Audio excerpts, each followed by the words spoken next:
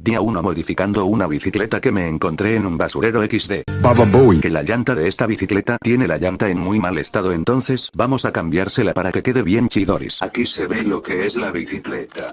Está en un muy pero muy mal estado, pero bueno, le toca cambiar el sillín y el manubrio, entre otros. Aquí ya la puse en el taller para arreglar la Yeseta 250. Aquí ya le estoy poniendo la llanta de Yeseta, va a quedar muy insana.